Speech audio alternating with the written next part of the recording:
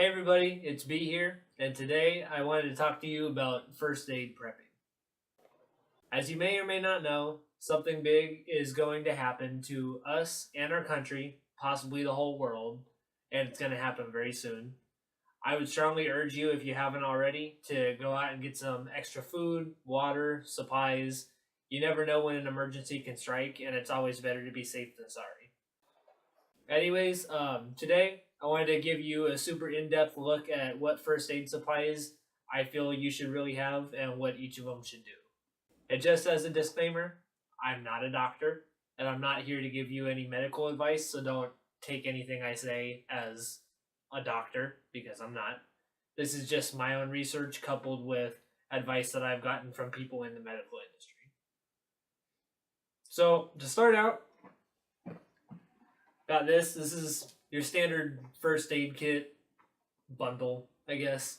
Got it at Walmart for about 15 bucks. This is the first aid kit that my wife and I have just for day-to-day needs, just around the house. It has different things like Band-Aids, and it's got a little pamphlet here that kind of tells you symptoms of things that are problems. It also tells you how to give CPR. There's some gauze pads. This is an instant cold compress, and so it's basically an ice pack without having to freeze anything. You take it and you pop. There's something inside that you pop it and then you shake it up and it gets cold. So any of this type of stuff obviously is pretty useful. And it used to have gloves in there. There's alcohol wipes in it. Basically, if you don't have one of these, you should get one, but I'm sure a lot of people have them at their house already. Another bonus of this is this little sticker right here glows in the dark. So if you have no light and you don't remember where you put it, you just look for obviously the glowing sticker, and it makes it a lot easier to find. So if you don't have one of these, you should get it first thing and then get some of the other stuff I'm showing you, but this kind of covers a lot of the basics. So first, I'm going to start off with painkillers. So I just have like little knockoff brands here, but pretty much there's 3 different brands of painkillers. There's Tylenol, aspirin, and ibuprofen.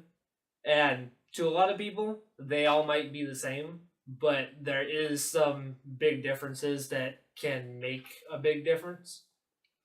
So basically there's 2 categories. There's NSAID, which is non-steroidal anti-inflammatory drugs, and then there's acetaminophen.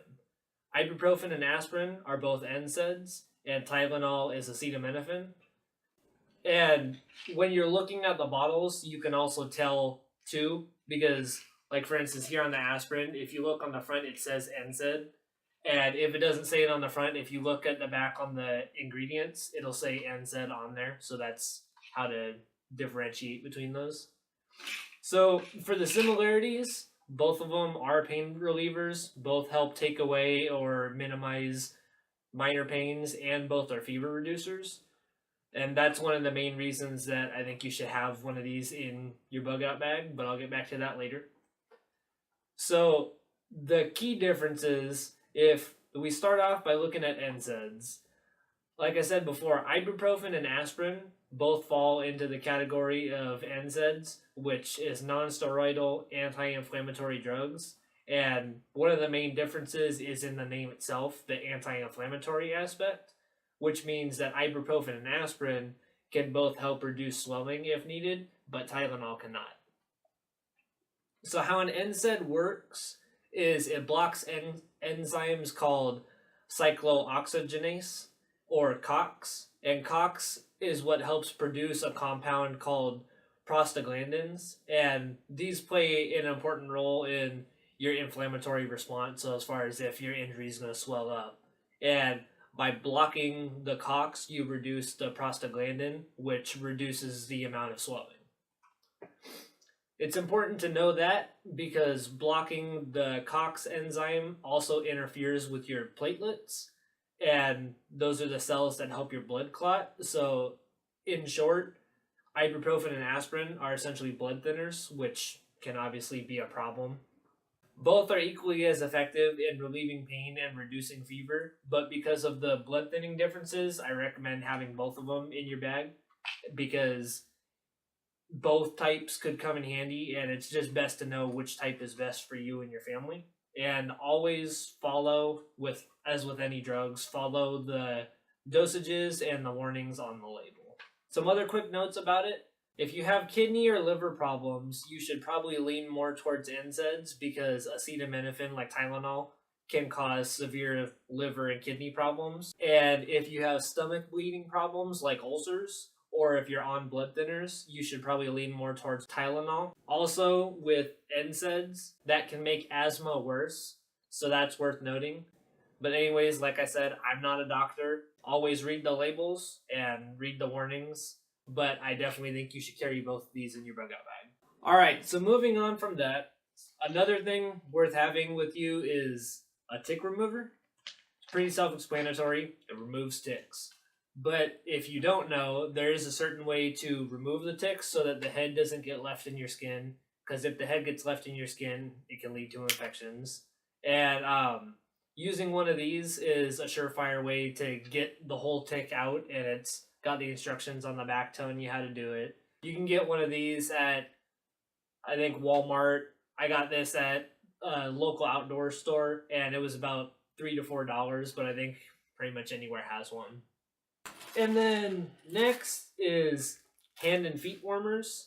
I don't really know if this counts as first aid per se, but it could be first aid prevention because if something happens in the winter, you could be preventing frostbite on your hands and feet.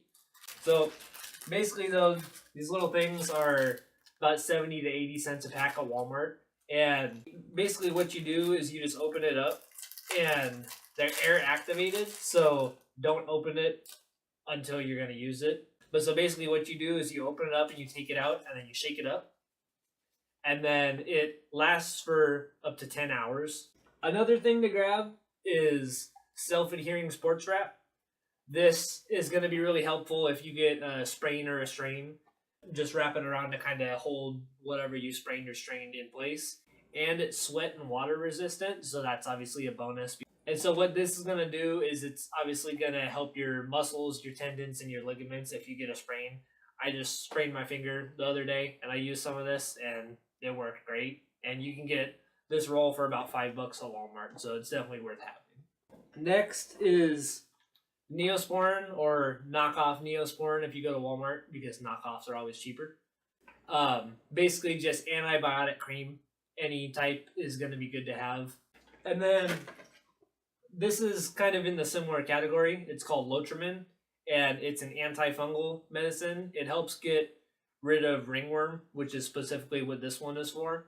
And ringworm can occur because of improper hygiene, and that's definitely a possibility if you are lacking drinking water, let alone bathing water. So this next one is a big one, believe it or not. This is one of the most important things you can get, one of the most important things my wife and I have in our first aid thing. And I was going to make an entirely separate video on this, but I'll just put it in here because it is first aid, and I'll just make the video a little longer to bundle all this together. So, Pepto Bismol. Yes, Pepto Bismol. It might sound funny at first, but this could be a huge lifesaver, and let me explain why. Pepto Bismol, or bismuth subsalicylate, I don't know how to pronounce that. It relieves 5 different digestive issues, which is heartburn, indigestion, nausea, upset stomach, and diarrhea.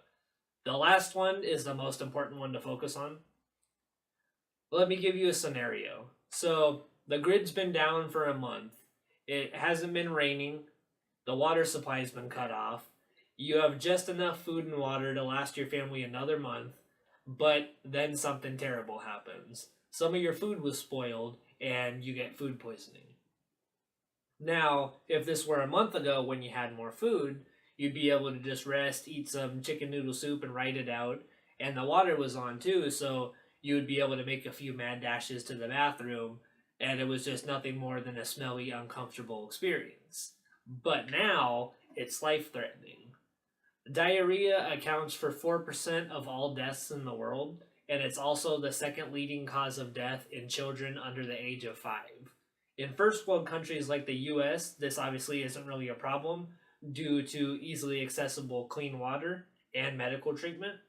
But now things have changed. You don't have access to clean water, and you definitely don't have access to medical treatment. So now your food poisoning induced diarrhea is leading you on a one-way road straight to your grave. Why? Because passing liquidy stools depletes the body of water and sodium insanely fast.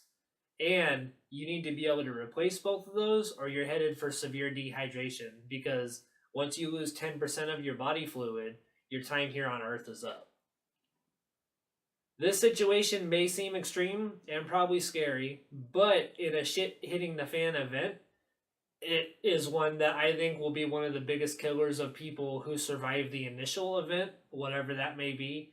And hopefully now you see what the problem is with diarrhea and the danger of it, and you'll take stopping it very seriously. Because stopping the loss of fluid in a situation like this is paramount. Not only will you stop losing fluids, but it'll also buy you time to replenish the fluids that you have lost. So Pepto Bismol is a very, very good thing to have. And it's generally harmless. So adults 12 and older can take 2 tablets every 30 to 60 minutes as needed. So as long as you don't take more than 16 tablets a day. In this whole thing, there's 40 caplets, so you could take almost half the bottle in a day and you're going to be fine. It works, it's cheap, and I can't stress enough how important this is, because diarrhea kills a devastating amount of people around the world right now, and that's a fact. And so if you've been blessed enough to not have to worry about it, don't let that be your downfall when shit hits the fan. Enough about that, let's move on. Next thing, chapstick. Okay, chapstick. Another thing for a little bit of comfort is Calamine Spray. It's basically a spray-on anti-itch medicine that is specifically designed for poison oak. My wife and I aren't allergic to poison oak, but we don't know who could be coming with us in this situation or who we'll run into, so it's definitely a good thing to have on hand, and plus a lot of people are allergic to poison oak. This one is a little bit more expensive. I think this whole bottle was about $8, so this can be a lot later if you're on a tight budget. Next thing, extra gauze pads. So if you get the little first aid kit, like I had shown at the beginning, those come with gauze pads, but we got some extras just in case, and we've used some of the gauze pads out of our first aid kit anyways, so this came in handy.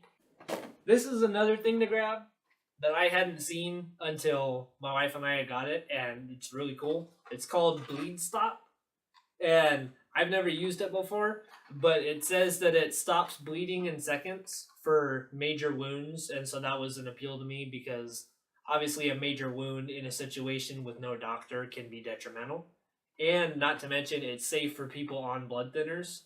So just think, if you got in a situation where you got a major injury like an animal bite, or you were cutting firewood with an axe and got yourself with the axe, this could definitely come in handy. So basically what it says is you just tear open one of the packages in here, and then you pour the powder onto your wound and you apply pressure. And it says for the best results, you pack it in as much as you can and then apply pressure until the bleeding stops. And this has been used in hospitals and is FDA cleared, and the FDA cleared it for severe bleeding wounds. So obviously you can see why this would come in handy. Each package has 3 powder packs, and if I remember right, these were a little more expensive. They were about $8 to $10 a package, but I would definitely recommend getting these, at least one if you can afford it. My wife and I got 3 boxes because $8 to $10 can be a lot, but in the end, if it saves your life, $8 to $10 maybe wasn't so much if you can't afford it. Next thing is emergency burn pads. So this says it's not meant for severe burns, but hopefully burns in general won't be a huge problem. So, and you can get burn cream in place of this. Just anything that works for burns is going to be good. So whatever you can find that's best for your budget is going to be useful. Next thing that can be super important is I'm sure most people have one of these at home. It's a thermometer. And if you don't, go get one. This one was $3 at Walmart. So the first step to obviously getting yourself better is knowing that you're sick in the first place and knowing how sick you are. Plus, monitoring a fever can help you decide whether or not you need to take fever reducers like ibuprofen and Tylenol. And so that's definitely important to know, obviously, what your temperature is. And then next to the thermometers, there's thermometer tip covers at the store. And this is obviously important because if you have a lot of people coming with you, you don't want to spread the sickness with you, or if you meet strangers along the way, you don't know what diseases somebody could have, so it's better to be safe than sorry. And also, try to find a digital one, not a mercury thermometer, because mercury, first of all, is bad for you, but the digital ones give a much more accurate reading. This next one, my wife and I have in here for my wife. It's Lactaid. She, like a lot of people, is lactose intolerant, so we just avoid dairy altogether. But in our emergency stash, we have protein powder and non-refrigerated protein drinks. And those are a quick source of protein, but most of them have dairy. So we picked these up so she'll be able to have those without any negative effects. So if you're one of the people that have lactose intolerance, you should definitely check out getting this. Next up are finger splints. Pack of 2 for about $5 at Walmart. Breaking a finger obviously might not be the end of the world because it's just a broken finger, but the better off and healthier you are in a survival situation, the better your chances are of surviving. And this includes having full use of your hands because your hands are very handy. So, and also, I don't know where my wife and I's are, but knee braces and boots, like if you injure your foot, are also very helpful if you get injured. This one might not be available to everyone, obviously, but if you have asthma or respiratory problems, you probably have an inhaler. Breathing, obviously, is very helpful, but inhalers can be expensive and they are prescription only. So I don't recommend, obviously, lying to get one, but if you do have one because of asthma or respiratory problems, make sure you refill it when you need to. My wife got misdiagnosed with asthma, so we've got an inhaler, and now we have it just in case. And don't think that just because you don't have asthma doesn't mean that you won't be at risk for respiratory problems, which brings me to my next point. These aren't with our first aid kit because we've been using them because we live in California, so with all the fires, there's all the smoke everywhere. But have a couple of N95 masks. During the fires last year, earlier this year, and I'm sure after right now, some of the people who didn't wear masks ended up getting minor asthma because of breathing in all the ash and particles. Surgical masks, just plain surgical masks, don't work for filtering out the particles, but if you look on the package and you look on the mask, if it says N95 on it, that means that it is good for smoke. They're usually found, these ones for instance, were found in the hardware painting section at Walmart, and some of them come with respirators. Like, these are 2 different ones. This one's a little cheaper, this one's a little more expensive, but it makes it more comfortable because it allows the air to escape, so it's not going to make you as hot. And it doesn't usually affect how they work though. That's just obviously a comfort thing. But obviously you just take these straps right here and you put it over your head and put the top ones over your ears, and then you take this metal thing, put them like that, and then you take this metal thing and you want to push it tight around your nose, because obviously if you're not using the mask right, it's not going to be useful at all, so you want to make sure you're using it right. Obviously the packages are going to give you instructions on how to use it, so like anything, just follow. So this kind can be a little expensive. These are about $7 a piece, but obviously having something like this is well worth it if there's a situation where you need to block out the particles for breathing. Moving on, cold and flu medicine can obviously be good. One for nighttime because it'll make you drowsy, and one that thins out mucus because that is more focused around colds. We chose the nighttime as opposed to daytime because getting rest is key to getting better, so anything that will help you sleep is obviously an added bonus for that.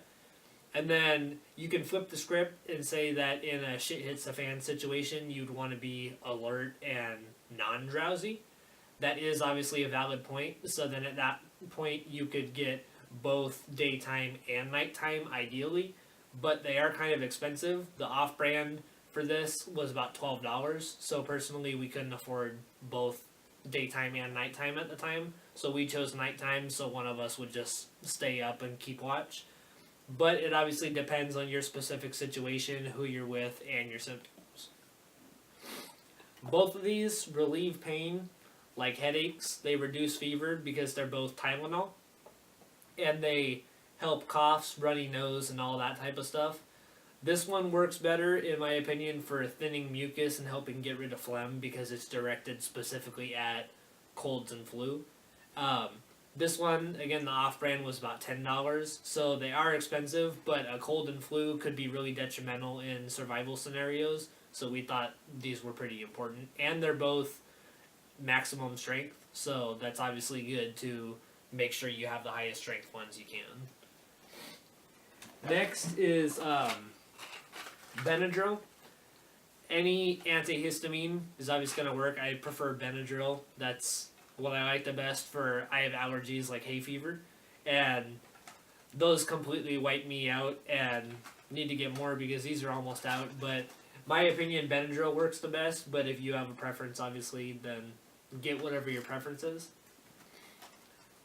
And then the next one, for the same reason, for allergies, but I mean you can even have it for colds and stuff too, is nasal spray for decongesting your nose. And so this next thing, it's not exactly the medical version, but it is a cheaper alternative, and you may already have it in your house. It's self-adhesive plumber's tape. This can be used for securing gauze pads or the burn pads that I had showed you or anything like that. There is medical tape that probably would work better for those things, but this does work because it's just self-adhesive tape. And this was less than $2 at Home Depot in the plumbing section. The key to being a good prepper is improvise. And so if you're obviously on a tight budget, there's a lot of things you can use to improvise. The next one I don't have with me, but it's hydrogen peroxide, which is very important for cleaning your wounds because if you pour it on a wound, it kills the bacteria. And then you can use cotton rounds. You can soak the cotton in the hydrogen peroxide to be able to pat on the wound if you don't want to pour it, and that'll help you use less of your hydrogen peroxide to make it last longer and make sure you get the whole wound. Almost done. Sunscreen obviously is important for obvious reasons, so you should make sure you have enough with you. Remember, UV rays can penetrate the clouds, so even on a cloudy day, you can get sunburns. I use anything from SPF 50 to SPF 100. Obviously, the higher the better because there's more protection. Another thing to consider, it's not necessarily life-saving, but is A&D ointment. It basically helps prevent against diaper rashes. So if you have kids, it would obviously be useful to grab some. But even if you don't have kids, proper hygiene might not always be a possibility. So this can obviously be useful for adults too. It can be used for regular rashes as well. I got this when I got my tattoos, and I've used it to soothe them. And so if you have scabs, it can relieve the itching, and it can help heal it. And it's just vitamins A and D, so it's not dangerous and harsh. And then, on a not so high note, the last thing you should probably consider is cough drops. It's half gone because I got sick, so I use them, and they work good. This is a twofold fix. On one hand, it can help get rid of the annoying coughs that could potentially be getting in the way of sleeping, because obviously rest you need. And on the other hand, though, if you're in a situation where you need to keep quiet, whether you're hunting your next meal or you're hiding from bad people, which I'm sure you can guess what I mean in a situation like this, the last thing you want to do is give away your location by hacking up a lung. So this one is relatively important, or it could be depending on the situation, and they're pretty cheap. So there you have it. That was a somewhat in-depth look of the first aid supplies that you're going to want to have with you when shit hits the fan. My wife and I spend the most money on first aid, spend about a couple $100s on first aid, because we feel like it's one of the most important things to have after food and water. I'll put a list of all the items I showed you and a description of them and their cost in order of what I feel is the most important. And the best thing, like I said, about first aid is it will always come in handy, so it's never a waste of money, because even if you're not in a bad situation, you could just have something happen at home that any of this could come in handy for. Another last thing is my wife and I keep all of our prepper supplies, first aid, food, hygiene, fire starters, tools, any of that type of stuff in little tubs like this. Because this one specifically, it's got locking lids, which you can get ones that don't have locking lids. But what we found is these make it a lot easier to keep organized, because then you can have one tub for each thing or a couple tubs for each thing and label them. The ones with the locking lids can help control the temperature because it's obviously sealed better, and it can help keep it dry. So if you got rain in the house, or if you were out in the woods and you got some rain in some of your stuff, it's not going to ruin all your supplies that are in there. So if you can afford it, I definitely recommend getting some. So I hope you found this stuff useful. Again, I'm not a doctor, and this is not medical advice. Always read the backs of medications, any of that type of stuff, and the labels, and follow them. Be cautious and don't get anything that you're allergic to, and be aware of anything that your family is allergic to, so you don't run into that problem with someone else too. So if you like this video, give it a thumbs up and subscribe. If I left anything out, leave me a comment below, and as always, be prepared.